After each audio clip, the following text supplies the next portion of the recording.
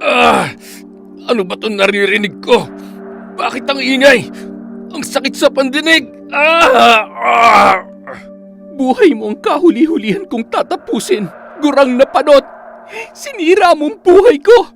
Sinira mo ang buhay ng mga taong mahal ko! Sino ka? Bakit naririnig kita sa tenga ko? At bakit hindi kita nakikita?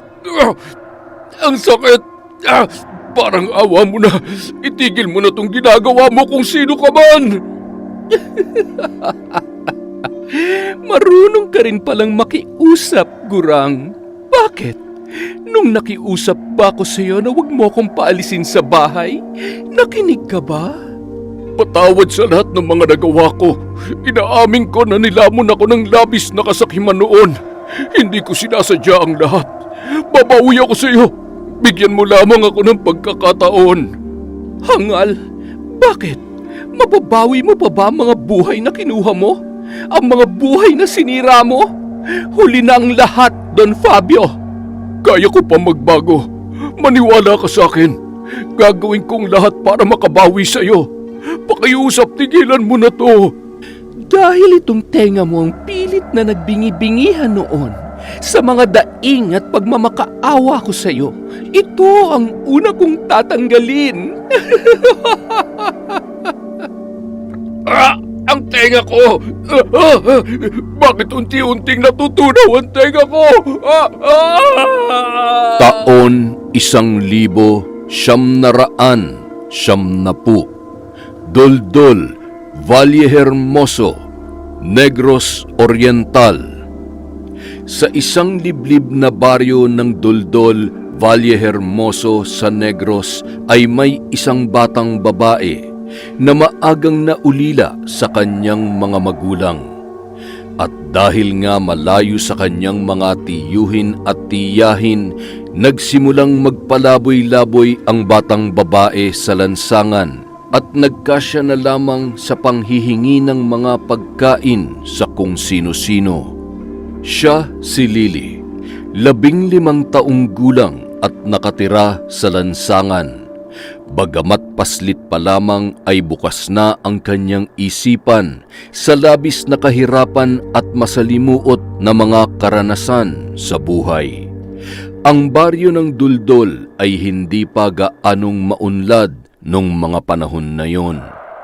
Ang karaniwang hanap buhay lamang ng mga tao ay pagsasaka, pag-aalaga ng mga hayop, pagtatanim ng gulay at prutas, pati na rin ang mga palaisdaan.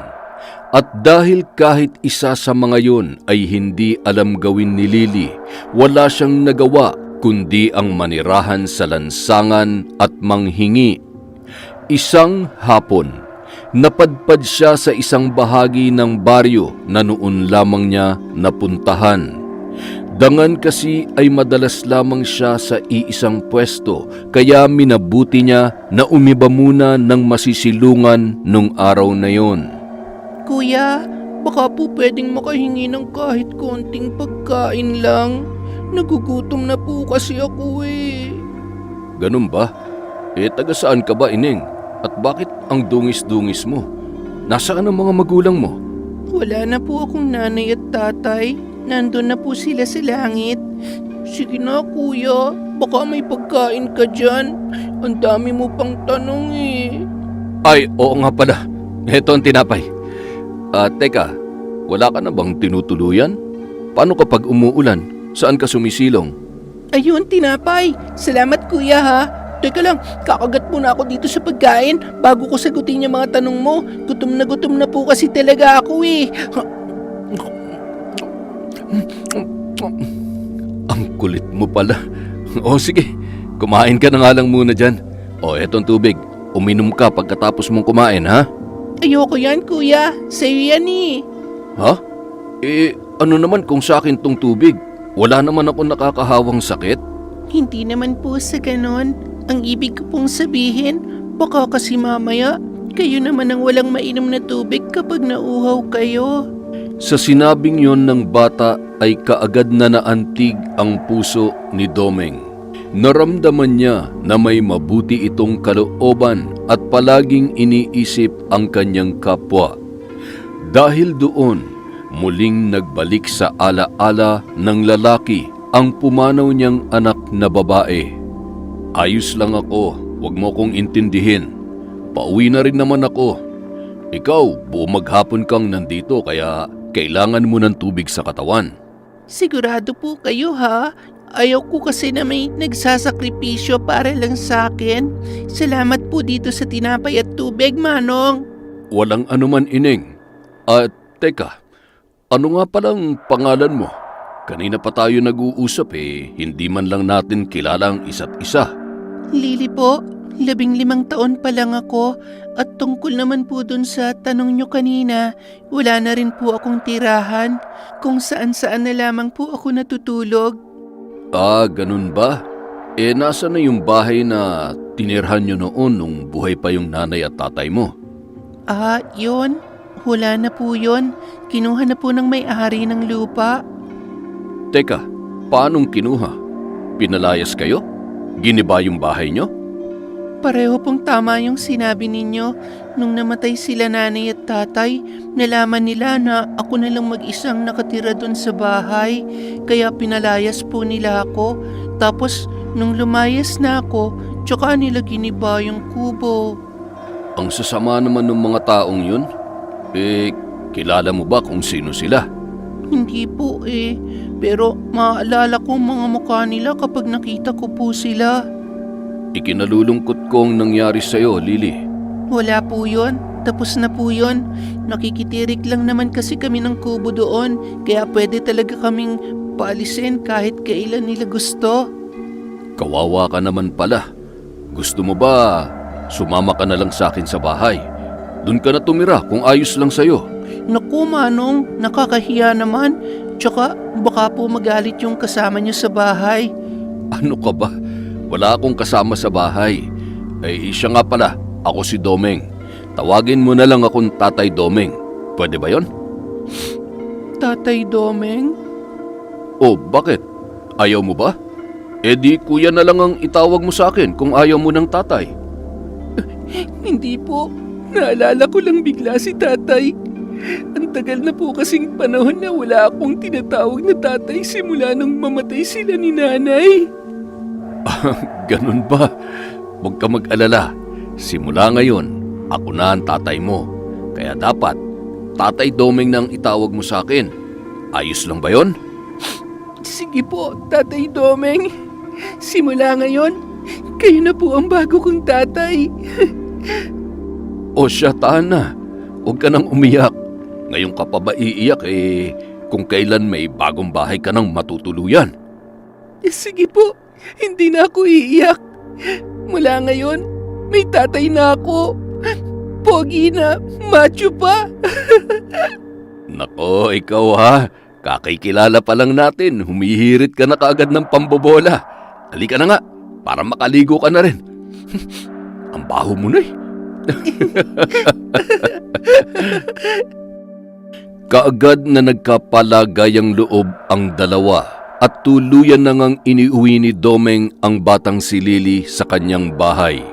Bukod sa awa, nagbigay din ng malaking bahagi ng alaala si Lily sa kanya para sa namatay niyang anak dahil sa pagkalunod sa ilog. Noong ito ay halos kasing edad pa lamang ni Lily. At simula nang namatay ang anak nila ay iniwanan siya ng asawa dahil siya ang idinidiin nito at sinisisi sa kaawa-awang sinapit ng bata. Hanggang sa hindi naglaon ay nabalitaan na lamang niya na mayroon ng bagong kinakasama ang dati niyang asawa. Kaya naman tuluyan niya na yung kinalimutan at hindi na nag-asawa pa ng iba si Domeng. Ito po bang bahay niyo, Tatay Domeng? Wow, ang ganda ha. Kayo lang po ba talaga mag-isang nakatira dito? Bakit? May nakikita ka pa bang iba na hindi ko nakikita? Tatay naman Siyempre wala. Nagulat lang ako kasi mag-isa lang kayo tapos ang linis-linis ng bahay niyo. Siyempre naman. Kailangan palaging malinis ang bahay para iwas sa sakit. Tsaka, maliit na nga lang tong bahay ko Tatama rin pa ba ako maglinis? Hayaan niyo po, simula po ngayon, ako na magiging tagapaglinis ng bahay ninyo. Baka nakakalimutan mo, ha? Hindi kita isinama dito para gawing katulong at tagalinis ng bahay. Isinama kita dito dahil ako na ang bago mong tatay. Alam ko naman po yon, pero syempre hindi naman pwedeng mag-astang prinsesa ako dito. Tsaka sanay naman na po ako sa mga gawaing bahay. Oy, sige, ikaw ang bahala. Pero hindi ka obligadong gawin yon, Lily, ha? Ayokong mapagod ka masyado. Oo nga pala, bukas isasama kita sa trabaho ko. Hindi pa kita pwedeng iwanan mag-isa dito sa bahay. Po? Ayos lang po ba sa mga amo nyo kung magsasama kayo ng kagaya ko doon? Sa totoo lang, hindi, syempre. Pero bahala na. Kesa naman iwanan kita dito na mag-isa. Pababayaan na lang kita dito kapag sanay ka na. Pero sa ngayon, sasama ka muna sa akin dun sa trabaho ko, ha? Baka po mapagalitan kayo ng amo nyo, Tay. Ako nang bahala dun. Huwag mo na yung isipin. Oh, siya, sige, maligo ka na. Ay, teka, may naitatabi pa akong mga maliliit na damit dito. Tiyak, kasyang-kasya sa'yo mga yon. Sige na nga po, maliligo na muna ako. Nakakahiya naman sa inyo eh. Baka nangangamoy na ako. Ay, sige na. Ayun ang banyo. May gripo doon, may sabon na rin. Ikaw na lang ang bahala, ha? Alam mo nang gagawin mo dyan. Opo, sige po. Maiwan ko po muna kayo, Tatay Domeng. Kaagad namang kumilos si Lily para mag-asikaso at makaligo. Habang nasa banyo siya ay kaagad namang binuksan ni Domeng ang aparador na gawa sa kahoy na matagal niya nang hindi binubuksan. At doon ay kinuha niya ang mga bagong bili niya noon na damit para sana sa kanilang anak. Ngunit hindi na ito nagamit pa dahil nga namatay na ang batang yon. Muling bumalik sa kanya ang malungkot na alaala ng nakaraan. Ngunit pinilit magpakatatag ni Domeng. Wow, ang gaganda naman ng mga damit na yan, Tatay. Kaya lang, mukhang hindi naman yata bagay sa akin eh. Ha? Bakit naman hindi bagay sa iyo eh? Puro pambabae naman lahat ng mga yan. Oo nga po, pero ang ibig ko pong sabihin, parang mas bagay sa akin yung mga punit-punit at sira-sirang damit. Anak, simula ngayon, masanay ka na na ganito na ang isusuot mo palagi. Wala ka na sa kalsada, wala ka na sa lansangan. Nandito ka na sa bahay natin, kaya dapat ganito na mga isusuot mong damit. Ayos ba? Salamat po, Tatay Domeng. Sige na nga po, ang bait-bait talaga ng bago kong tatay. Ang pogi pa. Ay naku, umiral na naman yung pambobola mo. Sige na, magbihis ka na habang inihahanda ko ng hapunan natin. Bagamat sandaling naging malungkot ang lalaki, ay kaagad naman itong napalitan ng saya sa pamamagitan ng anak-anakan niyang si Lily. At matapos nga noon ay nagharap na sila sa lumang lamesa upang kumain. Tay, di ba sabi nyo kanina, isasama nyo ako sa trabaho nyo bukas? Oo anak, kasi hindi pa kita pwedeng iwan mag-isa dito sa bahay. Saan po ba yun, Tay? Tsaka, ano po pala ang trabaho ninyo? Nagtatrabaho ko sa tubuhan nila Don Fabio. Hayaan mo, bukas makikita mo kung anong ginagawa namin doon. Sige po, Tatay. Tapos, turuan nyo din po ako para balang araw makakatulong din ako sa trabaho ninyo. Ay, wag mo nang pangarapin magtrabaho sa mga amo ko, anak. Hindi sila mabubuting tao. Siguro sa mga kagaya ko, kaya ko pa silang pagtiisan. Pero ayaw kong masadlak ka sa ganun trabaho namin. Lalo na kung sa kanila rin lang. Bata ka pa at babae. Mayroon pa naghihintay na mas magagandang trabaho para sa'yo. Paano naman po ako makakahanap ng maayos na trabaho hindi naman po ako nakapagtapos ng pag-aaral? Ay, oo nga pala. Mabuti ipinaalala mo. Tungkol pala dyan, i-enroll na kita sa susunod na pasukan. Dito lang sa eskwelahan na malapit sa atin, ha? Talaga po, Tay? Yehey! Makakabalik na ako sa pag-aaral. Maraming salamat po, Tatay Domeng. Walang anuman anak. Kaya wag mo na pagtatrabaho ang intindihin mo. Gusto ko mag-aral ka at makapagtapos. At naging mabilis nga ang lahat para kay Domeng.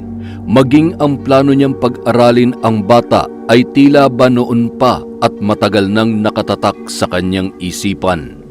Palaging pumapasok sa isip niya na ang lahat ng kanyang ginagawa at gagawin para kay Lily ay para na rin sana sa plano niya noon sa anak nila na hindi natuloy. Kinabukasan, tinupad niya ang sinabi niya na isasama si Lily sa kanyang trabaho. Ngunit tila hindi yon nagustuhan ng kanyang amo. Kailan ko pa pinayagan na magdala kayo ng mga alipores dito sa tubuhan ko? Domeng, ano ito? Sino tong bata na bitbit mo dito? Boss, mawalang galang na po. Siya po si Lily, anak-anakan ko. Hindi ko pa po kasi siya pwedeng iwanan sa bahay na mag-isa.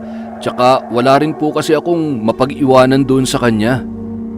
Ganon. Kaya dinala mo dito. Nagdala ka pa talaga ng basura dito sa tubuhan ko, ha? Hoy, gurang na panot! Hindi ako basura, ha? Anak, huwag ka nang sumagot. Hayaan mo na. Ako na lang ang kakausap sa kanya, ha? Tumahimik ka lang dyan sa tabi. Nakakainis kasi tay. Ako basura? Siya nga tong amoy imburnal yung ugali. Lily, tama na. Hindi ka dapat ganyan sa matatanda. Pasensya na po, tay. Nakita mo na? Hindi lang pala mukhang basura. Pati ugali niya ay basura din. Hindi mo ba tinuturuan yung anak-anakan mo? Ayaw ko na makita ulit yan dito, Domeng, ha? Kapag dinala mo pa rin yan bukas, huwag ka nang bumalik sa trabaho kahit kailan. Pero, boss, wala nang pero-pero, Domeng. Yun na ang desisyon ko. Kung ayaw mo at hindi mo kayang sundin yon, ngayon pa lang ay lumayas ka na. wala nang nagawa si Domeng at hindi na lang din siya sumagot pa. Sa halip ay malungkot na bumaling na lamang siya ng tingin kay Lily na noon ay masama ang titig kay Don Fabio. Tinitingnan niya ang matanda mula ulo hanggang paa. Tila kinikilala yon at pilit na inaalala kung saan sila nagkita. Umalis si Don Fabio sa harapan nila at may tinawag itong pangalan na isa sa kanyang mga trabahante. Vino, halika nga dito. Hindi ka na naman nagtanda. Puro ka talaga kapalpakan, hayop ka. Lumapit naman ang tinawag na tila takot na takot sa nagsasalita. Don Fabio, bakit po? Anong bakit? Napakatanga talaga. Ako ang dapat magtanong sa'yo kung bakit. Bakit hanggang ngayon, nandito pa rin yung mga tubo na yan? Hindi ba dapat nadala na yan dun sa kliyente natin kahapon pa? Pasensya na po, boss. Kasi po, absent yung driver natin kahapon kaya wala naghatid. Pero wag po kayo mag-alala. Ngayon din po ay ipapahatid ko na po yan. Siguraduhin mo lang na magagawa mo yung trabaho mo, Vino, ha? Dahil kapag hindi, sisisantehin kita. Madali ka lamang palitan. Sige na, balik na sa trabaho. O kayo, anong tinitingin nyo dyan, ha? Trabaho na, bilis! Ang pangyayaring yon ay hindi nakaligtas sa mga mata ni Lily. Habang rinig na rinig niya ang mga sinasabi ni Don Fabio, nakakapit lamang siya sa mga kamay ng amain. Matapos nun ay nakita niya na umalis na ang matanda at tinungo ang sasakyan na nakahimpil sa di kalayuan. Pabulong naman niyang kinausap si Domeng. Tay, ang sama naman pala ng ugali ng taong yon. Bakit kayo nagtitiis dito? Shh! Anak, huwag ka maingay. Baka marinig ka niya. Huwag mo kaming alalahanin. Sanay na kaming lahat sa ugali niya.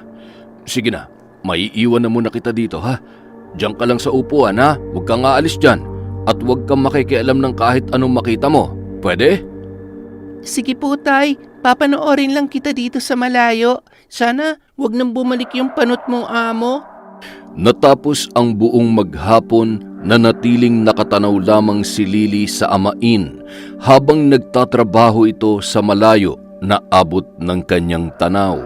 Paminsan-minsan pinupuntahan siya nito para bigyan ng pagkain upang hindi siya magutom. hanggang sa sumapit ang hapon at oras ng pagtatapos ng trabaho nila Domeng. Bagamat may mga hindi ka nais-nais na nakita si Lily ng araw na yon, ay masaya pa rin silang umuwi sa kanilang bahay. Alam mo, Tay, hindi ko talaga makalimutan yung sinabi ng boss mo dun sa isa mong kasamahan. Sinimplehan pa nga niya ng suntok yun eh.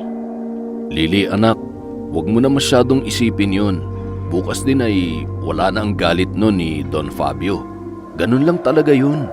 Tsaka yung mga sinabi niya sa atin, akala ba niya nakakalimutan ko yun? Naku, kung hindi lang siya matanda, baka pinatulan ko siya eh. O siya, tama na.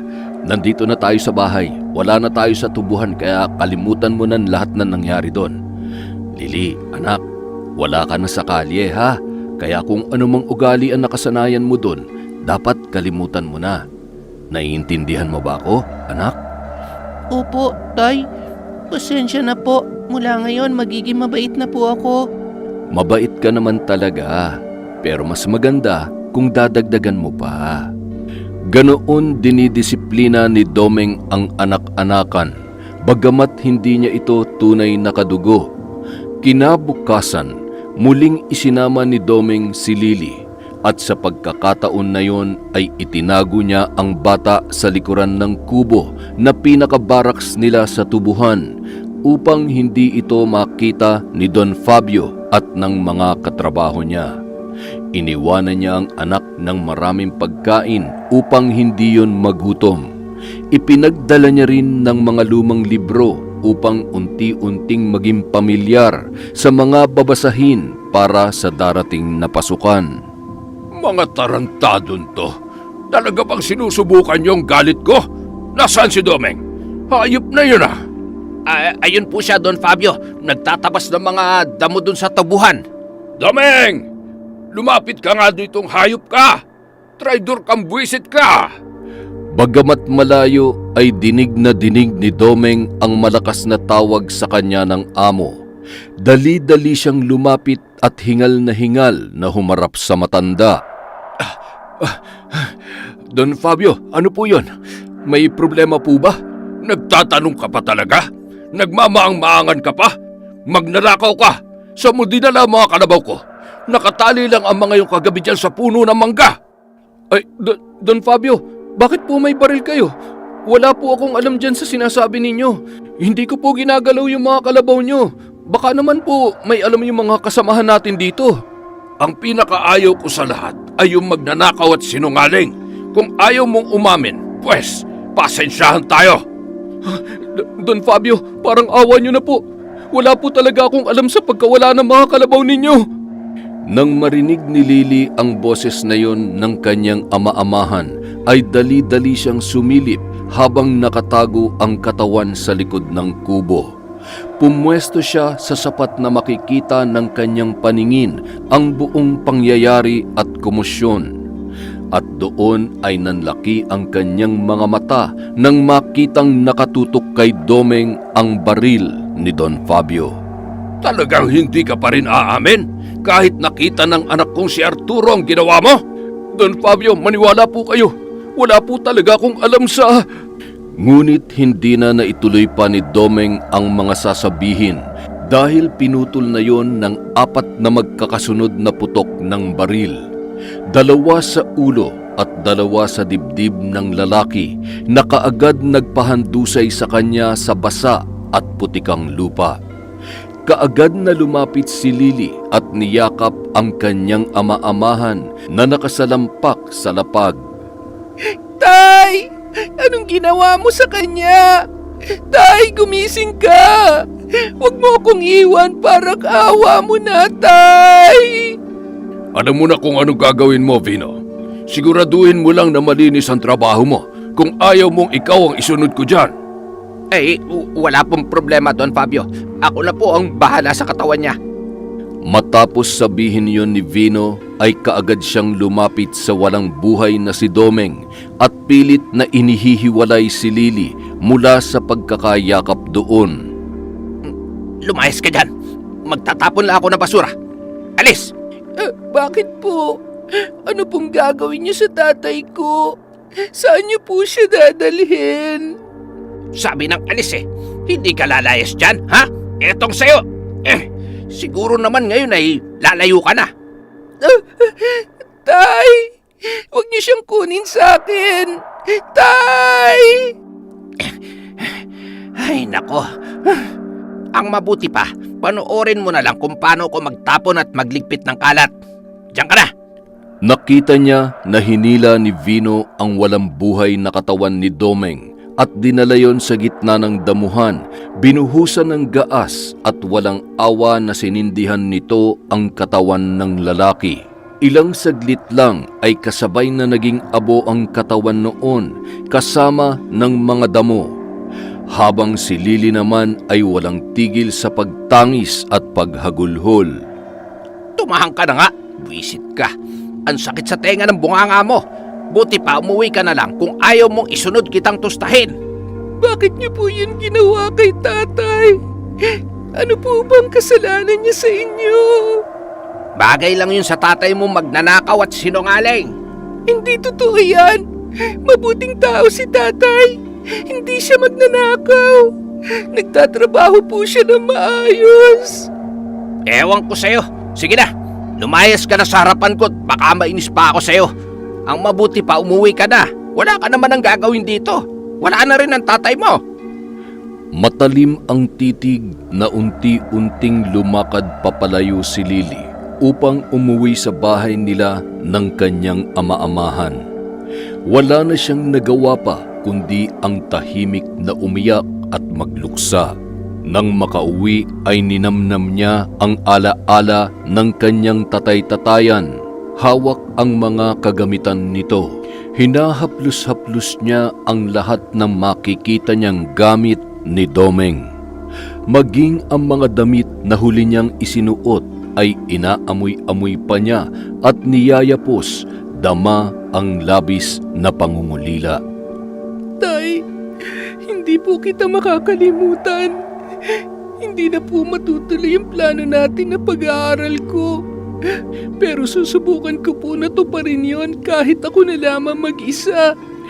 Gagawa rin po ako ng paraan para malaman ang katotohanan kung bakit kayo ang pinagbintangan nila na magnanakaw ng kalabaw.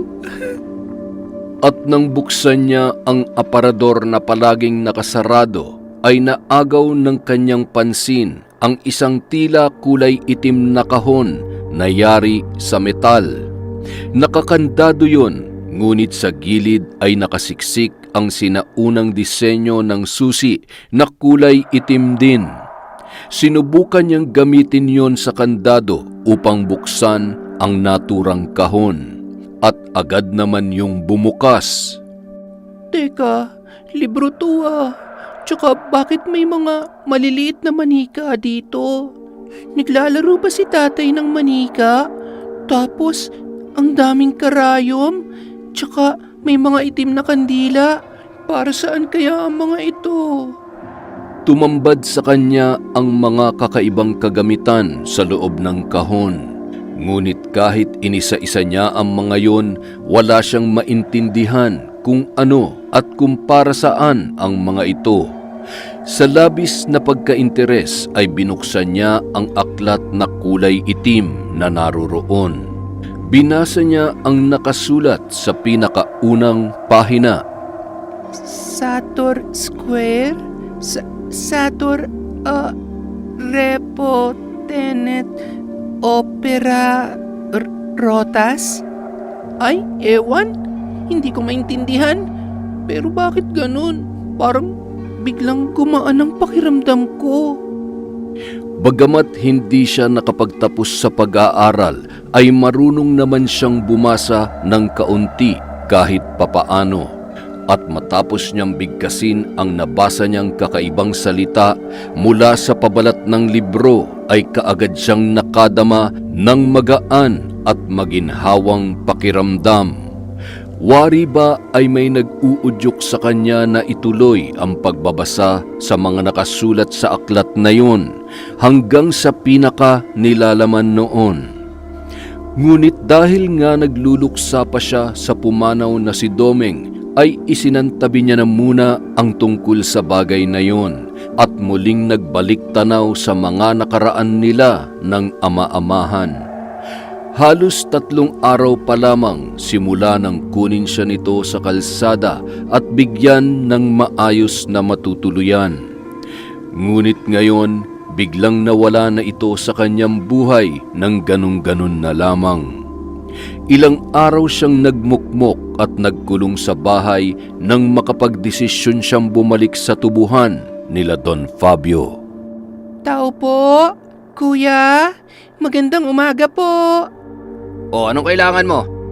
Teka, parang naaalala kita. Hindi ba ikaw yung anak ni Domeng? Yung namatay kamakailan lang?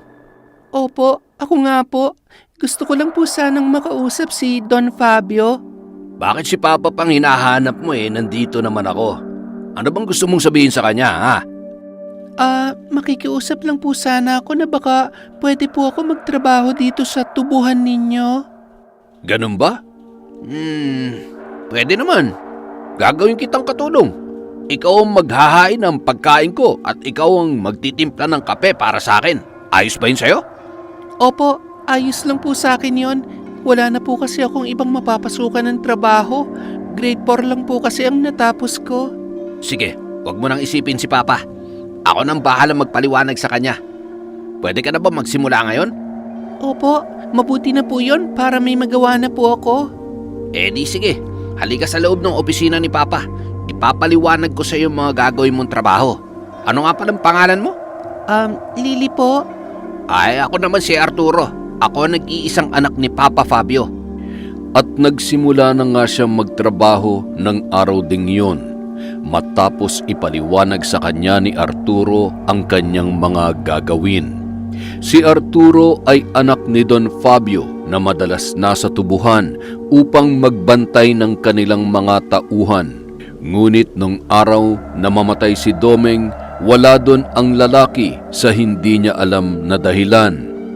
Naging maayos naman ang trabaho niya sa unang araw.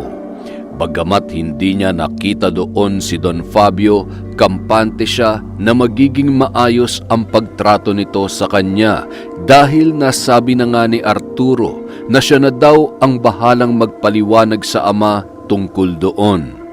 Kaya naman, umuwi siya na masaya at may ngiti sa kanyang mga labi.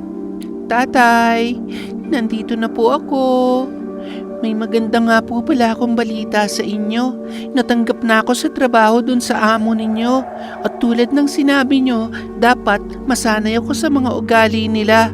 Pero ang bait po ni Sir Arturo, yung anak ng panot na si Don Fabio, hindi katulad niya masama ang ugali. Masayang wika ni Lily habang kausap ang larawan ng kanyang tatay Domeng na nakasabit sa dingding ng kanilang bahay. Teka, babasahin ko nga ulit yung iniwan ninyong libro. Siguro sinadya niyong iwan to para matuto kong magbasa, no? Pero bakit kaya kakaiba yung mga salita dito? At muli, tila may nagtutulak sa kanya na buksan at basahin ang aklat na itim na nasa loob ng aparador. Sa tuwing naroon siya sa bahay ay hindi niya maiwasang basahin ang libro hanggang sa unti-unti ay natututunan niya ng bigkasin ng halos perpekto ang bawat salita na nakasulat doon. Kinabukasan, muli siyang bumalik sa tubuhan nila Don Fabio para magtrabaho sa ikalawang araw. Ngunit tila hindi pumabor sa kanya ang araw na yon. O ikaw, anong ginagawa mo dito? Hindi ba wala na dito ang tatay mo magnanakaw? Ano at bakit nandito ka pa? Don Fabio, nagpaalam po kasi ako kay Sir Arturo na baka kung pwede magtrabaho ko dito sa tubuhan ninyo. At pumayag naman siya. Opo, Bakit? Kaya mo bang magbuhat ng tone-toneladang tubo? Kaya mo bang magtrabaho kagaya ng mga ginagawa nila? Nahihibang ka na yatang bata ka. Nasa ganoon silang pag-uusap nang biglang sumingit sa usapan si Arturo. Pa, akong tumanggap sa kanya. Pagbigyan mo na ako. Sa akin naman siya magtatrabaho Tagahanda ng pagkain ko, tagatimpla ng kape. Tsaka, alam mo na yon pa. Ay nako Arturo, sana lamang ay hindi ka nagkamali sa desisyon mo. Mukhang alagain pa itong nakuha mo eh. Dumedede pa nga yata ito sa nanay niya. Wag na wag mong idadamay ang nanay ko sa usapan natin, panot na gurang. Oh, nakita mo na? Mukhang panis na gatas pa yata ang nasipsip nito eh. Wala kang respeto, ha? Aray, bakit niyo po ako sinampal? O anong gusto mo? Palakpakan pa kita sa pambabastos mo sa akin? Hoy, hindi uubra sa akin yung ugali mong walang modo. Ay, ang init naman masyado ng ulo mo, pa. Inunahan mo pa yata ako mag-init eh. Ibalato mo na lang sa akin yan. Bahala ka, Arturo. Ipapaalala ko lang sa'yo. Ang tatay ng batang yan na nagnakaw ng mga kalabaw natin, kaya mag-iingat ka dahil posible magnanakaw din yan. Tandaan mo, kung ano ang puno, yun din ang bunga. Parang kilala ko talagang taong tuwa. San ko nga ba siya nakita noon? Sigurado ako na siya talaga yon. Nasa malalim na pag-iisip si Lily nang napaigtad siya dahil sa sigaw ni Arturo. Hoy, Lily! Ano ba? Pangalawang araw mo pa lang sa trabaho tatanga-tanga ka na. Kumilos ka na at ihanda mo ng agahan ko. Buisit! Opo, heto na po. Pasensya na. Bilis na, kilos na. Dami mo pang sinasabi. Natarantang kumilos na lamang si Lily at pansamantalang kinalimutan ang iniisip kanina. Natapos ang hindi magandang araw na yon sa kanya at sa wakas ay oras na rin ng kanyang pag-uwi. Habang naglalakad ay may pinipilit siyang balikan sa kanyang alaala. Tila ba pamilyar talaga sa kanya ang mukha ni Don Fabio. Hindi niya lang lubos maklaro sa isip kung saan at kailan niya ito nakita. Ngunit nang nasa pintuan na siya ng bahay, ay biglang naging malinaw sa kanyang alaala ang lahat ng nakaraan. Hindi ako maaari magkamali. Ngayon ay naaalala ko na kung sinong hayop at walang awang pumatay kay Tatay Domeng. Siya rin ang punot dulo ng pagpapaalis sa akin sa bahay ng mga magulang ko noon. Sa isipin na yon, napakuyom ang kanyang mga kamao at napatiimbagang siya sa galit. Nakadama siya ng malakas na negatibong enerhiya at sama ng loob sa taong pumatay sa kanyang Tatay Domeng. Maya-maya, tila sabik na sabik siyang buksan at basahin muli ang aklat na nasa loob ng aparador. Yun na ang naging pampalipas oras niya kapag naroon siya sa bahay. Habang tumatagal ay nagiging malinaw na sa kanya ang laman ng aklat na yun. Yun pala ay tungkol sa mga aral at kasanayan para sa pambabarang. Mukhang makakatulong sa akin ang kaalaman na to balang araw. Hindi ka naman pala mahirap pag-aralan eh. Sa una lang. Pero sigurado ako, matututunan din kita. Mabilis na umusad ang 5 taon.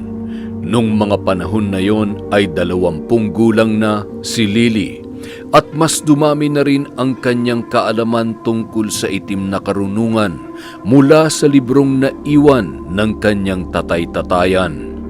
Ngunit nananatili pa rin siyang nagtatrabaho sa puder nila Arturo at gaya ng sinabi ng kanyang Tatay Domeng, pinilit niyang masanay sa ugali ng mga yon. Lalong-lalo na sa matandang si Don Fabio. Kumusta ka na, Lily? Dalagang-dalaga ka na. Mabuti naman at dito ka pa rin sa tubuhan nagtatrabaho. Opo sir, nung umalis kayo, akong naging tagahanda at tagapag-asikaso sa pagkain ng mga trabahante dito sa tubuhan. 5 taon na ako nawala at nanirahan sa ibang bansa pero parang ang dami nang nagbago ah. Isa ka na ron, Lily. Mas lalo kang gumaganda. Kung wala na po kayong ipag-uutos, pupunta na po muna ako sa kusina. Marami pa po akong dapat gawin, sir. Sandali lang, Lily. Medyo pagod pa kasi ako eh. Baka naman pwede mong hilutin ang ulo ko. Hindi na po yan kasama sa trabaho ko dito. Kung noon at sa'yo pa ako nakatuon para magsilbi, pwede pa siguro pero iba na po ngayon, sir. Ang dami mo namang arte. Sa tingin mo ba mapupunta ka dito sa tubuhan kung hindi dahil sa akin? Hoy Lily, wala kang pwedeng ipagmalaki sa akin. Dahil sampid ka lang dito. Ano man ang mangyari, ako pa rin ang amo mo. Galit na hinawakan ni Arturo sa braso si Lily at pabalya na inilapit sa katawan niya ang katawan ng dalaga. Kasabay noon ay sapilitan niya itong hinalikan sa labi. Nagpumiglas naman si Lily, ngunit mas malakas ang kanyang among lalaki. Hanggang sa pinagpunit-punit ni Arturo ang suot niyang kamiseta. Nang tumambad sa lalaki ang kanyang hinaharap, ay tila nababaliw na namimilog ang mga mata nito at muli siyang sinunggaban ng halik. Ngunit naging mabilis ang pagkilos ni Lily at ubod lakas na tinuhod niya ang pagitan ng mga hita ni Arturo. Napabitaw ang lalaki at napadilat ang mata sa sakit na natamo. Paika-ika itong napaatras at napaupo sa sahig. Hayop ka! Akala ko noon mabait kang tao. Pinaniwala mo ako na kakampi kita. Pero kagaya ka rin lang pala ng ama mong demonyo. Matapos yun sabihin ay kaagad na nagtatakbo palabas ng tanggapan ni Don Fabio si Lily, habang yakap-yakap ng kanyang mga kamay ang sariling katawan. Nakasalubong niya ang isa sa mga katiwala ni Don Fabio na si Lusing at doon ay nanghingi siya ng tulong. Aling Lusing, tulungan niyo ako. Parang awa niyo na. Pinagtangka na kong gahasain ni Sir Arturo. Ay, sus Mariosep, Lily, totoo ba yan? Halika nga muna at maupo ka dito.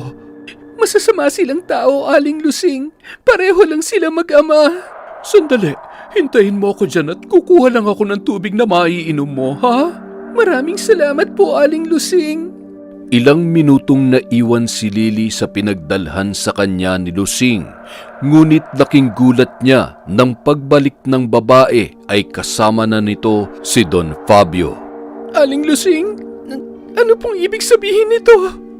Ngunit sa halip na sagutin ng babae ang tanong niya, ay kaagad siyang sinampal ni Don Fabio ng ubod ng lakas na halos magpabagsak sa kanya sa sahig. Sige, Don Fabio, bugbugin niyo ang babaeng yan. Abat, sinabi pa niya sa akin na masasamang tao daw kayo. Pareho lang daw kayo ng anak mong si Sir Arturo. Napakasama mo, Aling Lusing. Traidor ka. At ako pa ngayon ang traidor?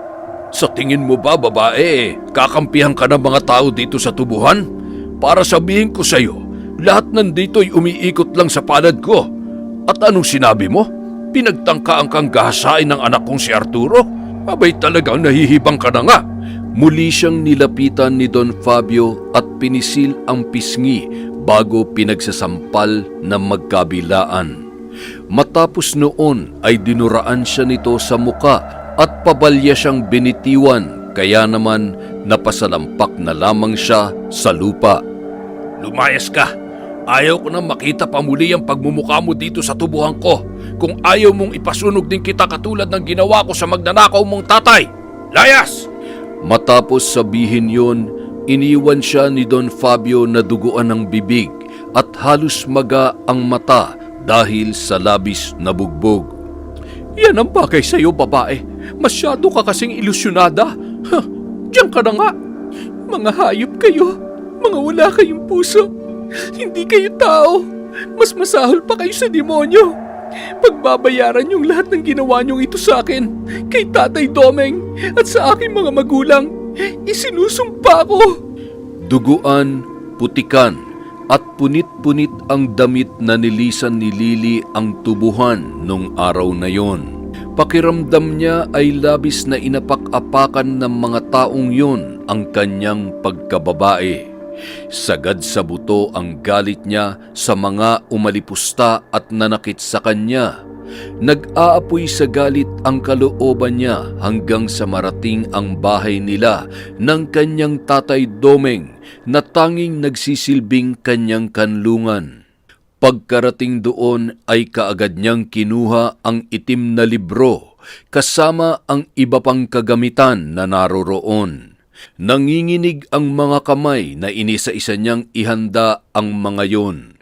Ipinahid niya sa maliit na kulay itim na manika ang halos natutuyo ng dugo mula sa kanyang labi, habang sinasabayan ng orasyon na natutunan niya mula sa aklat. Samantala, Sir Arturo, bakit po may tumutulong dugo sa ilong ninyo? Ah, dugo? Aba, oo nga no. Ano kaya ito? Saan to galing? Aray! Ang sakit ng ulo ko! Tulungan niyo ako! Ang sakit ng ulo ko! Nahihilo ko, Aling Lusing! Diyos ko, sir, ano po ang nangyayari sa inyo?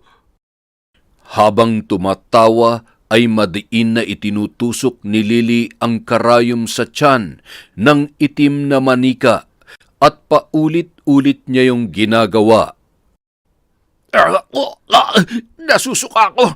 Ang sakit din ng tiyan ko, sobra! Aling Lusing, tumawag ka ng doktor, dalian mo! Hindi na nabanggit pa ni Arturo ang sinasabi niya dahil nagtuloy-tuloy na ang kanyang pagsusuka na halos ilabas na niya ang kanyang mga bituka. Saka naman dumating si Don Fabio at nasaksihan ang nangyayari sa kanyang anak. Nakarating na rin yun sa iba pang trabahante ng tubuhan, kaya nakiusisa na rin sila, maging si Vino. Arturo, anak, ano ba nangyayari sa iyo? Lusing, dalian mo. Tumawag ka ng ambulansya. Pumunta ka kina Kapitan. Bilis! Don Fabio, si Arturo, bumubula po ang bibig. Kaya nga tumawag na kayo ng ambulansya. Napakatanga nyo! Anak, ano ba nangyayari sa iyo? Habang tuwang-tuwa si Lily sa ginagawang proseso ng pambabarang, ay tila hindi pa siya kontento at may naisip pa siyang gawin sa katawan ni Arturo. Nang hindi na makayanan ng lalaki ang sakit at hirap na nararanasan, bumagsak na ito sa sahig. Nangingisay ang buong katawan at nakalabas ang dila. Hindi pa ako tapos sa iyo, Arturo. Hindi pa ako masaya sa ginagawa ko. Ito ang nararapat sa iyo. Sisindihan ko tong itim na kandila at papausukan ko ang magkabilang tenga mo. Don Fabio, may mga itim na usok na lumalabas sa tenga ni Sir Arturo. Naku po, Diyos ko. Ano ba nangyayari sa kanya? Anak, lumabang ka. Malapit nang dumating ang ambulansya. Pakiusap, lumabang ka. Nasaan na ba si Lusing? Don Fabio, mukhang hindi pangkaraniwan ang nangyayari kay Sir Arturo. Pakiramdam ko mayroong kumukulam sa kanya. Manahimik ka nga, Vino. Baliw lang ang naniniwala sa kulam na yan. Matapos pausukan ni Lily ang tenga ng manika, ay kumuha siya ng kulay itim na sinulid. Ipinulupot niya yon ng 3 beses sa leeg ng manika at ubod higpit na itinali doon hanggang sa masakal ng husto ang leeg ni Arturo. Samantala, nagpakawala muna ng isang malalim na buntong hininga si Arturo bago dilat ang mata at nakanganga ang bibig na nalagutan ng hininga. Kasabay noon ay ang paglabas sa kanya ng maraming ihi at dumi. Don Fabio, hindi na po yata humihinga si Sir Arturo. Arturo, anak! Anak ko! Anak, gumising ka! Anak! Matapos yun gawin ni Lily ay isang napakalakas at malulutong na tawa ang pinakawalan niya, na umalingaw-ngaw sa buong kabahayan at sa paligid. Kasabay noon ay nagliparan ang mga itim na ibon sa labas at tila nagdiriwang ang mga yon. Nararamdaman ko na nagtagumpay ako sa unang pagsubok sa aking kaalaman at kakayanan sa pambabarang. Marami pa akong isusunod sa inyo. Naaamoy ko na ang aking tagumpay. Isang araw, mayroong matandang antingero ang muling nagbabalik sa Baryo Doldol kasama ang kanyang apo. Sila ay sina Mang Teban at si Pangkoy. Dati na silang taga doon sa baryo, ngunit nag-ibang bayan nang masalanta ng bagyo ang kanilang bahay. At ngayon, dahil sa nabalitaan ng matanda ang matunog na usap-usapan tungkol sa nangyari kay Arturo, ay kaagad niyang nabatid na ito ay bunga ng masamang salamangka at mahika. Kasama na doon ang pambabarang. Lolo, bakit mo po ba kasi naisipan pang bumalik dito? Mukhang nakakatakot naman sa lugar na ito, tsaka parang wala akong makakalaro eh. Apo, nararamdaman ko na kailangan ako ng baryong ito para sa isang misyon. Ano na naman po bang misyon yan, Lo? Yung pumatay ng mga mangkukulam at mambabarang, ang tagal-tagal mo nang ginagawa yun kahit dun pa sa inalisan nating lugar. Kahit habang buhay ko pang gawin ito, Pangkoy, ito na ang sinumpaan kong tungkulin, kaya kailangan ko itong gampanan. Nasa ganoong pag-uusap ang maglolo nang biglang may isang magarang sasakyan na ubod ng lakas na bumubusina mula sa kanilang likuran. Nang huminto ito at tumapat sa kanila, ay naging maanghang ang mga salitang binitiwan ng lalaki na nagmamaneho noon. Mga tanga ba kayo? Alam nyo ng kalsada ito sinasakop ninyong lakaran. Sa bundok ba kayo nanggaling at mukhang mga ignorante kayo, ha? Pasensya na, iho. Medyo hindi ko na kasi kabisado ang daanan dito. Ang tagal ko na kasing nawala sa lugar na ito. Teka, ikaw na ba yan, Fabio? Abay, ikaw nga. Oo, ako nga ito. At ikaw pala yan, Mang Teban. Abay, hanggang ngayon ay ganyan ka pa rin. Mukha ka pa rin dukha. Abay, kinakain ka na ng lupa mukhang hindi ka pa rin nakakatikim kahit kaunting kaginhawahan. Nagsama ka pa ng bubit na palamunin. Ang sama ng ugali mo Baka gusto mong basagin ko yung salamin ng kotse mo. Anong bubit ang sinasabi mo dyan? Pangkoy, apo, huwag kang ganyan sa nakatatanda sa'yo. Hayaan mo siyang magsalita. Halika na, malayo-layo pang lalakarin natin. Nakakainis po, Lolo Sabihan ka ba naman na malapit ka ng kainin ng lupa? O sige, dyan na nga kayong mga pulubing dukha. Nag-aaksaya lang ako ng oras sa inyo Hindi na lamang nakipagtalo pa ang dalawa kay Don Fabio. Alam kasi ni Mang Teban ang ugali ng lalaki kahit noon pa. Nagpatuloy na lamang sila sa kanilang paglalakad. Habang nasa daan ay matunog sa paligid ang usap-usapan tungkol sa pagkamatay ni Arturo. May mga nagbabanggit tungkol sa kulam at mayroon din namang nagsasabi na tungkol sa barang. Samantala, ilang araw matapos ang pagdating nila Mang Teban sa lugar ay nakasalubong nila si Lily. Galing sa pagkuha ng talbos ng kamote ang matanda at ang kanyang apong si Pangkoy. Iha, ikaw ba si Lily? Yung anak nila Lita at Mando? Pasensya na po. Ako nga po si Lily. Tama po kayo. Sila nga ang mga magulang ko pero hindi ko po kayo kilala. Ay nako, malamang ay hindi mo nga ako kilala. 4 na taon ka lamang noon nung umalis ako dito sa Baryo Doldol. Kumusta na ang mga magulang mo, iha? Patay na po sila. At ayaw ko na po silang pag-usapan pa. Ikinalulungkot ko ang nangyari sa kanila. O siya, sige na. Mag-usap na lang tayo sa mga susunod na araw, ha? Kung wala na po kayong sasabihin, tutuloy na po ako. Naramdaman naman agad ng matanda na tila ayaw makipag-usap ni Lily at wala ito sa kondisyon kaya nagpaalam na rin sila dito. Parang may kakaiba akong nararamdaman sa babaeng yun, Lolo. Ano na naman ba yung nararamdaman mo, Pangkoy? Basta, Lo, parang may kakaiba sa kanya. Pero hayaan nyo na nga yun. Halika na't baka abutan pa tayo ng malakas na ulan dito. Matapos ang ilang araw ng mahabang pamamahinga, muling nababalisa si Lily at hindi mapakali. Dangan kasi ay tinatawag na naman siya ng kanyang katawan upang gawing muli ang isang maitim na gawain na palaging nagpapatikim sa kanya ng tiyak na tagumpay. At yon ay walang iba kundi ang pambabarang. Nakatatak na sa isip niya ang susunod na bibiktimahin at pakay, kaya naman kinuha niyang muli ang kanyang laruan na manika at nagsindi ng itim na kandila matapos ay pinatakan ang mga mata nito.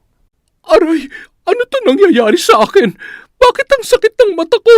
Ang hapdi! Tulungan niyo ako, Vino! Ay, Ate Lusing, ano po nangyayari sa inyo? Baka may pumasok na insekto sa mata ninyo. Patingin nga! Nilapitan ni Vino si Lusing, ngunit nang idilat ng babae ang kanyang mga mata, ay nagulat siya sa nangyari. Vino, wala akong makita. Nabulag na yata ako. Nasaan ka, Vino? Ate Lusing, nandito lamang ako sa tabi mo. Bakit wala ka makita? Diyos ko po, ano na naman ba ito nangyayari? Vino, gumawa ka ng paraan. Ayaw ko mawala ang paningin ko. Ayaw ko mabulag, Vino. Anong gagawin ko, ate? Wala dito si Don Fabio at nasa gitna ng tubuhan ng mga tao. Matapos patakan ni Lily ng kandila ang mga mata ng manika, ay hinawakan naman niya ang mga paa nito at pinilipit yon sa katinalian ng itim na tela. Ang sakit ng mga binti at paa ko. Parang pinipilipit. Parang binabali. Diyos ko, Ate Lusing, kinukulam ka rin yata. Sandali lang, manghihingi ako ng tulong sa labas. Habang hirap na hirap si Lusing sa nararamdaman, rinig na rinig niya pa rin ang paglagutok ng mga buto sa kanyang mga paa, na tila ba may kumokontrol doon upang baliin. Matapos noon ay kumuha naman si Lily ng isang matalas na bagay na animoy isang blade at unti-unting hiniwa ang bawat parte ng katawan ng manika. Ano ito? Ano itong mga sugat na lumalabas sa katawan ko? Aray! Ang sakit! Ano itong nasa mukha ko? Sugat! Dugo! Ay, Diyos ko, tulungan niyo po ako! Tuwang-tuwa si Lily habang patuloy na ginagawa ang pagpapahirap sa manika na konektado sa katawan ni Lusing. Isa ka sa mga dapat mamatay, Lusing. Dahil traitor ka. Masyado kang mapapel at inggitera. Ngayon tingnan ko lang kung magtatagal pa ang buhay mo dito sa gagawin ko sa'yo. Maya-maya pa, kinuha ni Lily ang isa sa kanyang mga kagamitan. At ito ay ang alambreng tinik. Saglit na dinasalan yon ng masamang orasyon at ipinulupot sa buong katawan ng manika hanggang sa ulo nito. Teka, bakit naninigas ang buo kong katawan? Bakit hindi ako makagalaw? Vino! Vino! Tuluyan ng hindi makapagsalita si Lusing dahil sa paninigas ng kanyang buong katawan at panga, hanggang sa lumuwa at nalaglag na ang kanyang dalawang mata at nagpagulong-gulong ang mga yon sa sahig. Kasabay noon ay ang pagkawala ng kanyang hininga. Tila singtigas ng rebulto ang katawan na bumagsak ang babae sa lupa. Siya namang dating nila Vino kasama si Mang Teban. Naabutan na lamang nila na wala ng buhay si Lusing. Hindi na tayo umabot. Naunahan tayo ng kalaban. Ikinalulungkot ko, Vino. Mang Teban, alam ko po na dati pa kayong manggagamot dito sa Baryo Doldol. Sa palagay niyo po kaya, ano po ang dahilan ng mga ito? Sa pakiwari ko po kasi talaga ay parang kinukulam sila. Hindi lang basta-bastang kulam ang ginagawa sa mga biktima, Vino. Malakas ang paniniwala ko na binabarang na sila. Mas mapaminsala ang barang kumpara sa kulam. Sana'y malaman natin kung sino ang napastangan na gumagawa nito bago pa mahuli ang lahat.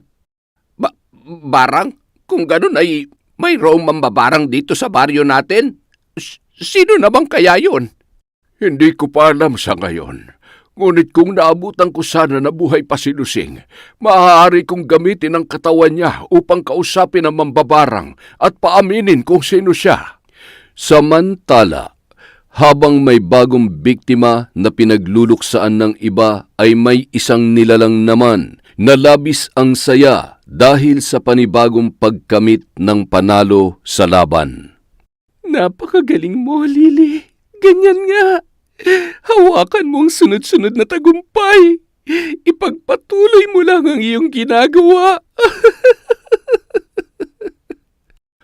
Kinabukasan, matapos ang ginawang yon ni Lily, palihim siyang bumalik sa tubuhan, hindi upang magtrabaho kundi para ipagtirik sana ng kandila ang kanyang tatay Domeng, kung saan ito sinunog ni Vino. Kaya lamang, Hoy! Anong ginagawa mo dito sa teritoryo nila Don Fabio? Wala ka ng karapatang tumungtong dito dahil hindi ka na trabahante ng tubuhan. Pasensya na, Kuya Vino. Gusto ko lang naman ipagtirik ng kandila dito si tatay at ipagdasal. Kalokohan! Ang sabihin mo, nagmamanman ka lang kung anong pwede mong manakaw dito. Lumayas ka nga dyan! Alis! Kahit sandali lang, Kuya Vino. Ipagdarasal ko lang si tatay Domeng. Talagang matigas ka, ha? Teka, hinahamon mo talaga ako, ha? Hintayin mo ako dyan. sandaling pumasok sa banyo ng tubuhan si Vino at paglabas niya ay may bitbit na siyang isang balde ng tubig na nilagyan ng mga putik saka ibinuhos yun sa muka at buong katawan ni Lily. O ayan, maligo ka sa putik. Tutal yan naman ang bagay sa'yo eh. Ano, hindi ka pa rin aalis? Baka gusto mong yung dumi pa ng baka ni Don Fabio ang ipaligo ko sa'yo. Ang sasama niyo talagang lahat. Kaya tama lang ang nangyari kay Arturo at kay Lusing. Humanda ka, Vino. Hindi ko palalampasin ang ginawa mong ito sa akin. Anong sinasabi mo dyan? Tinatakot mo ba ako? Hoy, buwang! Hindi pa isinisilang ang tao na makakapanakot sa akin. Lumayas ka na rito! Basang-basa ang buong katawan at masama ang loob na lumakad palayo si Lily. Masama ang titig kay Vino habang papalayo siya sa tubuhan. Nang nasa daan ay nakasalubong niya si Mang Teban at si Pangkoy. Lily, Ideng, bakit basa ka? Naligo ka ba sa ilog? Bakit puro putik yata yung damit mo? Opo, naligo po ako sa ilog. Nadulas lang po ako nung paakyat na ako, kaya puro putik po ang damit ko. Sa susunod, ate, pwede ba akong sumama sa'yo? Ang tagal ko na kasing hindi nakakapaligo sa ilog eh. Ay nako, maliligo ka lang eh, mga-abala ka pa ng tao. Pasensya ka na dito kay Pangkoy, Lily, ha? Ayos lang po. Sige, Pangkoy, sa susunod sasamahan kita sa ilog. Ayos! Narinig mo yun, Lolo, ha? Sasamahan ako ni Ate Ganda. Ay nako, oo na. Tutuloy na kami, Lily. Nang sa ganun ay makauwi ka na rin at makapagbihis. Sige po, salamat po. Mag-iingat po kayo. Matapos ang usapan na yon ay nagmamadaling umuwi si Lily at gigil na gigil sa lalaking si Vino. Nais niyang tapusin na kaagad ang buhay nito sapagkat maging ang kaliit-liitang bagay na nais niyang gawin ay ipinagkait pa sa kanya. Muli kaagad na inilabas ni Lily ang mga kagamitan. Sa pagkakataon na yon ay hindi manika na gawa sa tela ang gagamitin niya para sa ritual, kundi isang manika na gawa sa sanga ng puno ng balete na noon pa niya pinag-aksayahan ng oras na ukitin. Inilabas niya ang inorasyonan na maliit na matulis na pako. Unti-unti niyang ipinukpok at tinusok yun sa leeg ng ginawa niyang sangang manika. Samantala, habang nasa tubuhan si Vino at nasa kalagitnaan ng trabaho, Ay, teka lang muna mga pare, ha? Magpapahinga lang ako sandali. Parang ang sakit ng leeg ko eh. nang hindi na matiis ni Vino ang sakit, ay humarap siya sa salamin na nasa loob ng tanggapan ni Don Fabio at doon ay tiningnan niya ang bahagi ng leeg niya na hindi matigil ang pananakit. Ngunit nagulat siya sa kanyang nakita. Anong nangyayari sa akin? Bakit namamagaan leeg ko? Tsaka, teka, bakit parang panaki ng panaki? Tapos, parang pumipintig pa. po, Diyos ko. Huwag naman sana ako ang maging kasunod na biktima ng mambabarang. Takot at tila natatarantang wika ni Vino habang hinahaplos-haplos ang kanyang leeg. Magdusa ka, Vino. Isa kang hangal na tagasunod ni Don Fabio. Iisa-isahin ko kayong ubusin para wala nang maging kakampi ang amo ninyong sakim. Sa oras na siya na ang aking parurusahan. Matapos yun, ang binti at paa naman ng sangang manika ang pinagtutusok ni Lily ng maliliit na pako na balot ng orasyon. Ang sakit ng binti ko! Hindi ko may galaw!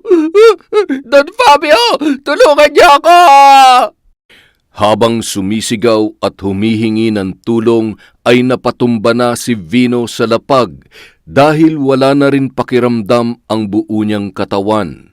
Nawalan na siya ng balanse at tila nanlambot bigla ang kanyang mga tuhod kasabay ng pagdidilim ng kanyang paningin.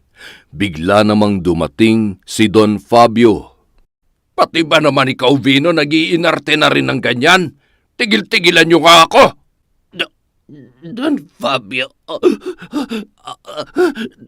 tulungan mo ako.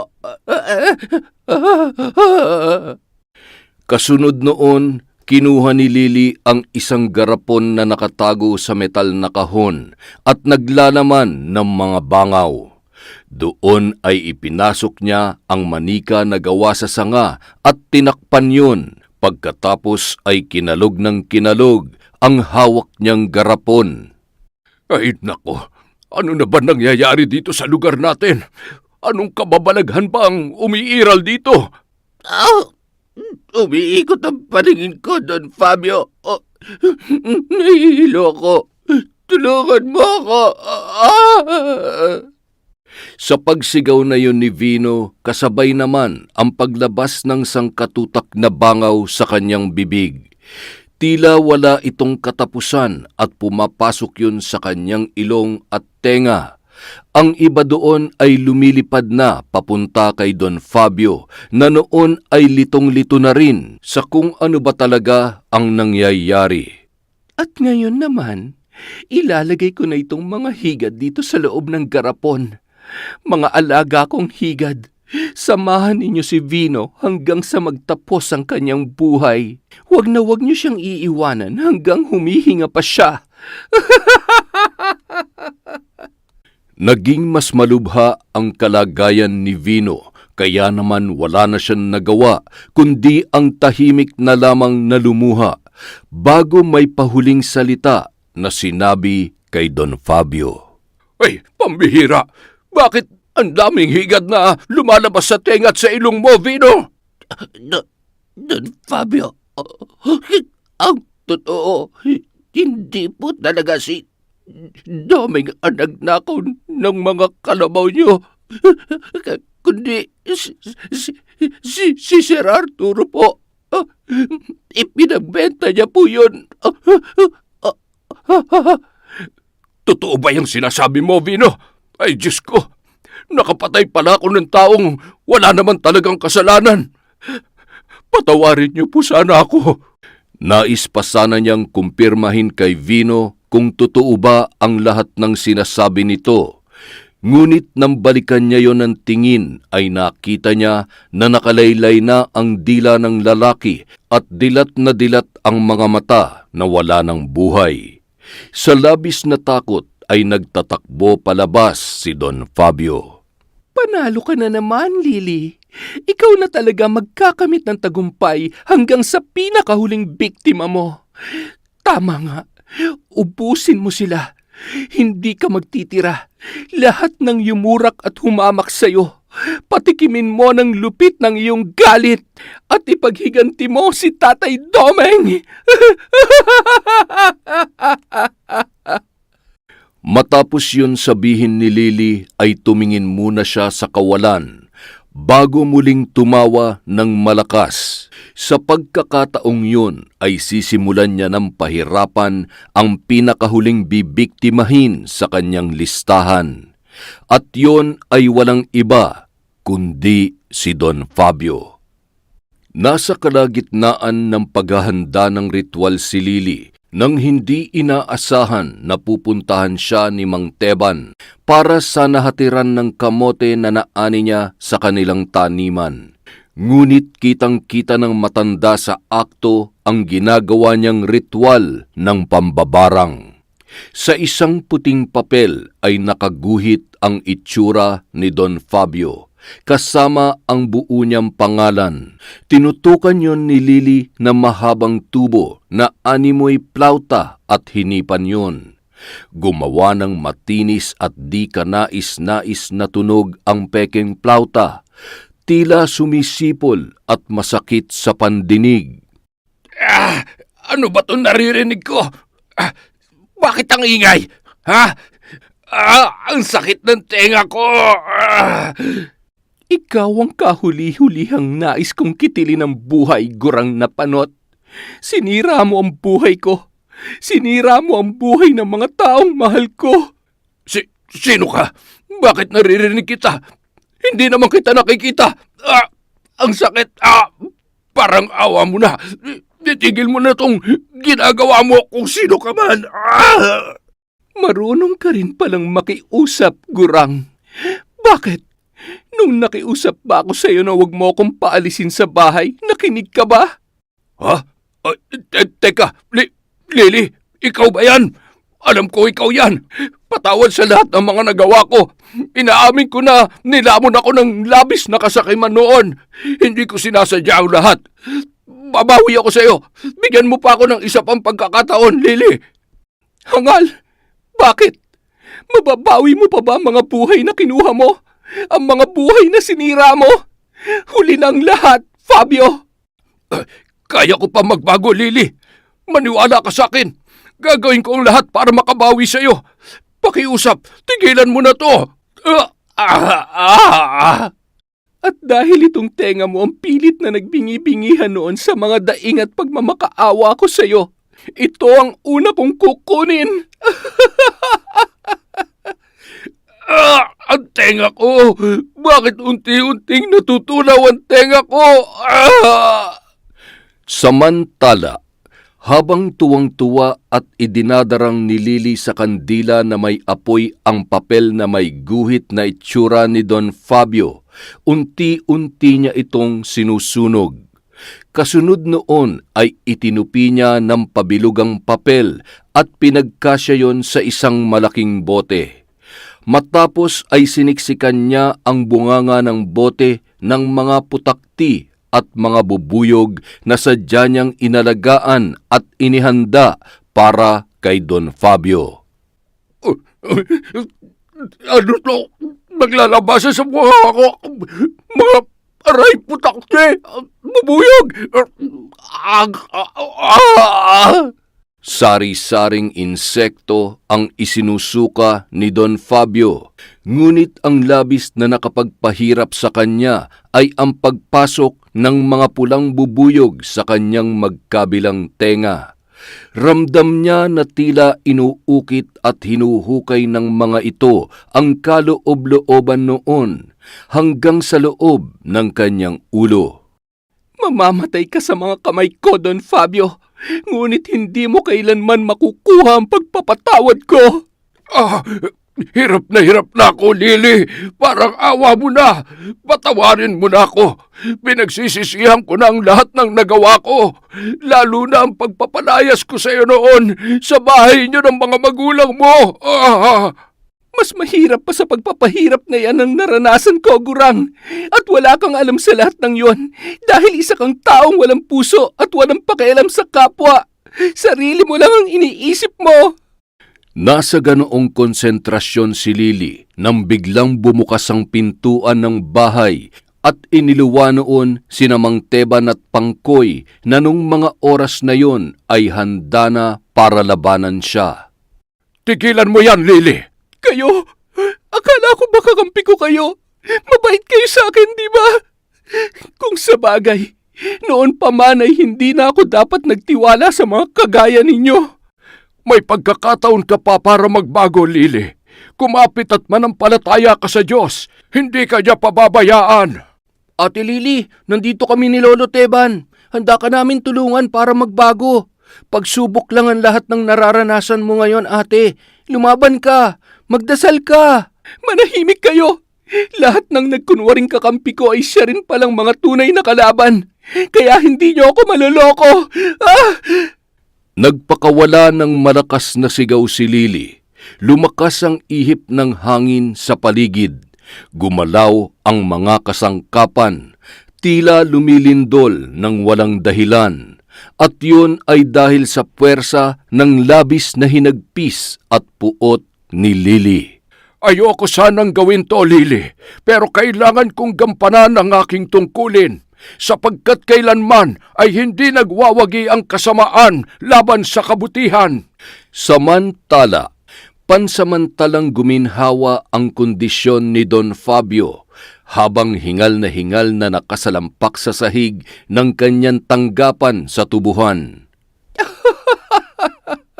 At ano naman ang magagawa niyo para labanan ang lakas ng kapangyarihan ko, ha? Ang pag-amin sa sarili mo ang magpapalaya sa iyo sa sumpang pinili mo, Lily. Wala akong aaminin at wala akong balak iwaksi ang sumpa ng pambabarang na natutunan kong gawin. Nilamon ka na ng kasamaan, Lily. Hindi ko ito gustong gawin, ngunit wala na akong ibang magagawa, kundi wakasan ang iyong kasamaan.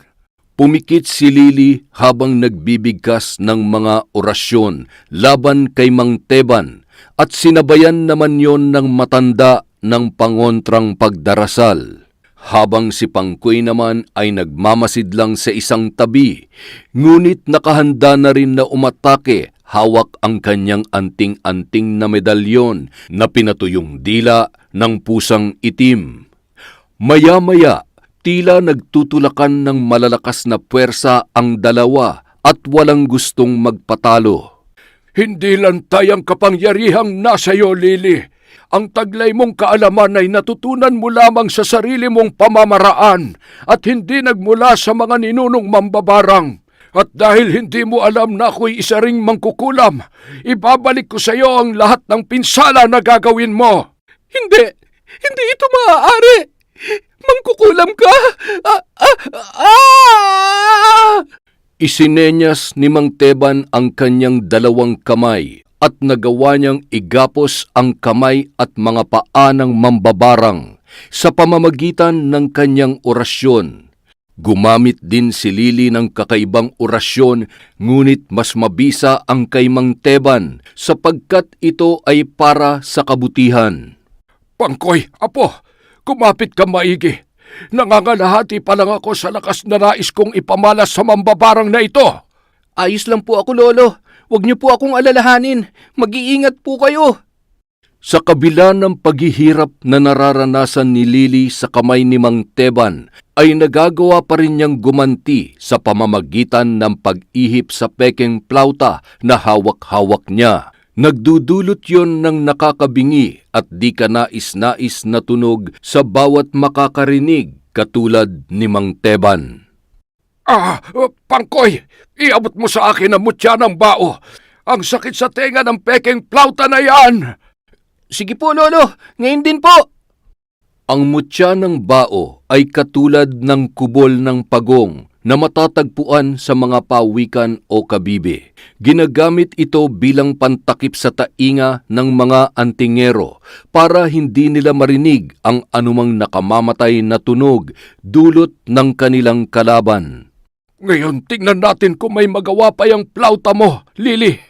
Nakikiusap ako sa iyo. Tigilan mo na ito. Tigilan mo na ang kasamaan. Muling umusal ng orasyon si Mang Teban na nagpahina ng tuhod at mga kalamnan ni Lily. Unti-unti ay tila nauupos na kandila ang mambabarang at bumagsak sa lupa. Hindi ito maaari. Anong itim na salamangkang gamit mong matanda ka? Nahihina ako. Nahihirapan akong makahinga. Kaming mga matatanda at sinaunang antingero lamang ang tanging may kakayanan upang isagawa ang sumbalik. At yan ang ginawa ko sa iyo ngayon. Isang matinding pagbawi ang ginamit na orasyon ni Mang Teban kay Lily. Bawat salitang binibigkas na mambabarang, walang ibang naaapektuhan kundi siya lamang. Ngunit isang huling pagkilos ang ginawa ng mambabarang, at yon ay ang panggagaya ng orasyon na binibigkas ni Mang Teban na naririnig niya sa kanyang diwa. Dahil doon ay binabalikan din ang matanda ng sumpa ng kanyang orasyon. Kaya naman ginawa ni Mang Teban ang pinakahuling hakbang na kanyang nalalaman. Talagang ayaw mo magpatalo ha? Hindi ko ito gustong gawin sa iyo, Lily. Ngunit kailangan ko nang tapusin ang laban sa pamamagitan ng paggamit nitong tingting ng uwak. Ang tingting ng uwak ay kulay itim. May hugis itong matulis na parang pangil ng pating, at ito ay nakukuha lamang ng mga antingero sa pinaamo o di sinasadya na napasunod nilang mga uwak. 3 tingting ng mga uwak ang mahigpit na hinawakan ni Mang Teban, at lakas loob na sinugod niya ang mambabarang habang nakalugmok ito sa lupa, at itinarak ang mga tulis noon sa noo at sa 2 kamay ng mambabarang. Patawarin mo ko, Lily. Ngunit kailangan pa ring matigil ang kasamaan na ginagawa mo. Ngunit huwag ka mag-alala. Natitiyak kong paggising mo ay wala ka nang maaalala mula sa iyong nakaraan. Kaya lamang, bago nawalan ng malay si Lily, ay nabigkas pa niya ang pinakamatinding orasyon na kanyang natutunan. Umabot pa yon kay Don Fabio bago siya tuluyang nawalan ng ulirat. Ha? Ano ito? Usok! Itim na usok! Wala na akong makita! Hindi na ako makahinga!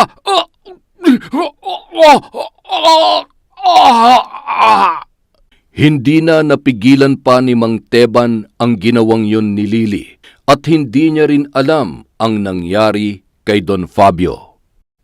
Lolo, humihinga pa po si Ate Lily. Ano pong nangyari sa kanya? Huwag ka mag-alala, Pangkoy. Buhay siya. Magpahinga na lang muna tayo at hintayin natin siyang magising. Ano na pong gagawin natin ngayon, Lolo? Kumuha ka ng tubig at ako'y nauuhaw. Habang ako'y lumalaban, nood ka lang ng nood. May biskwit ka ba dyan? Nagugutom na rin ako. Si Lolo naman, nagbibiro ba kayo? O ito po, uminom po kayo ng tubig at kumain po muna kayo. Ay, salamat. Pag-gising ni Lily, wala siyang maaalala na kahit na ano. Tayo na mag-aalaga sa kanya. Tayo na ang magiging pamilya niya, Pangkoy. At pagdating ng panahon, natitiyak ko na makakatulong siya sa atin sa panggagamot at pagpuksa ng kasamaan. Yon! Malamang wala na magalit kay Enteng dahil hindi po namatay si Lily. Maraming salamat po sa mga supporters natin ng Kwentong Enteng. Dahil dyan, meron na naman tayong shoutout. Hi kay Eric Magsayo Federico. Shoutout kay Christine Angela Grefalda. Kay Jeneline Serrano from Caloocan. Hello po kay Cyril na asawa ni Jenena or Henena. Hi kay Maria Anrey. Hello po kay Pasita Alcaide. Shout out kay Rowena Kaikong from Oman. Hello po kay Maria Nodimla from Nueva Ecija. Hi din po kay Helen. Hello kay Maylin Maturan from Qatar. Hi kay Dolores Adik from Abu Dhabi. Hello din po kay Len TV from Riyadh. Shout out kay Rose Ann Rama from UAE. Hi kay Linia Bari from Lebanon. Hello po kay Esther Solis from Hacienda Remedios, La Carlota City, Negros Occidental. Hello din po kay Fabulous Grace from Riyadh. Kumusta po kayo, Chris Alcantara? Hi kay Tina Kayabyab from Toronto, Canada. Hi kay Rosette Ersando. Hello po kay Nelia Tejano from UK. Shout out kay Ina Rotoni. Hi kay Norma McCain from USA. Hello po kay Marivic Laudato. Shout out kay Jerry Aligasen, kay Angelita Lucila. Hi kay Jeanette Sanico, kay Glenda Gilyado from Malaysia. Hello po kay Lydia Lopez, kay Vicky Yabut, at kay June Espino. Hi din po kay Eric Magsayo Federico from Romblon, kay Maria Fuentebella, kay Lord Queen OFW Vlog. Hi kay Arialyn Notarte from Riyadh, at hello kay Kurt Mina from Bulacan. Maraming salamat po sa pakikinig at pagsuporta sa Kwentong Enteng.